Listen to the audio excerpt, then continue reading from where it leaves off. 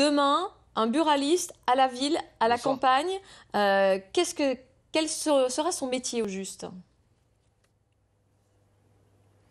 D'abord, il sera toujours buraliste et nous sommes fiers d'exercer ce métier. Nous sommes 25 000 aujourd'hui. Votre reportage illustre totalement cette proximité, ce lien utile dans le quotidien avec l'offre du tabac, mais pas que. On parle beaucoup effectivement du chiffre d'affaires qui baisse. Qu'est-ce qui a été demandé? Est-ce que vous avez demandé quelque chose à l'État en échange justement de ce plan qui prévoit donc de passer à 10 € le prix d'un paquet de cigarettes? Effectivement, le volume de la consommation du tabac baisse en France, cela depuis 2003, le plan cancer du président Chirac, et nous avons aujourd'hui une volonté du nouveau gouvernement d'augmenter fortement le prix du tabac, avec deux incidences, créer encore plus de marchés parallèles, et cela est un mal pour la santé publique, tout comme le réseau des buralistes. C'est pour ça que nous avons, en accord avec le gouvernement, passé un contrat en février dernier pour accompagner la transformation, l'évolution de l'offre chez le buraliste autour du tabac, mais également de services marchands et de services au public. C'est-à-dire, est-ce que vous pouvez être concret, par exemple, demain, qu'est-ce qu'il va faire le buraliste? Il va vendre les journaux, ça on le sait, mais il va vendre du pain, il va servir un petit peu de relais pour les services publics qui manquent à la campagne?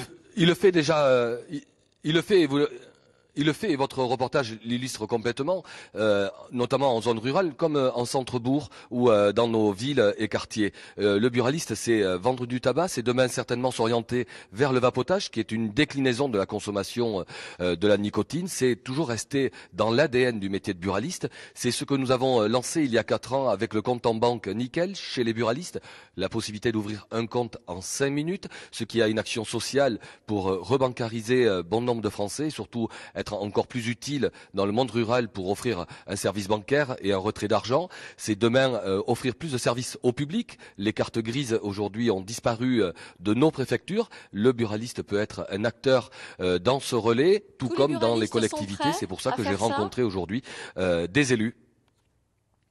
Écoutez, le plan de transformation, il est obligatoire. Celui qui refuserait cette vision d'avenir de projection, nous sommes buralistes, des chefs d'entreprise avant tout, 25 000, 10 millions de clients. Nous devons, comme on dit dans le Sud-Ouest, transformer l'essai collectivement. Et c'est pour ça que je suis ce soir à Besançon, à la rencontre des élus et des collègues buralistes, pour partager et écrire l'histoire du bureau tabac, drugstore à l'horizon Merci. 2021. Merci beaucoup Philippe Coy d'avoir été avec nous donc en direct depuis Micropolis. Merci à vous.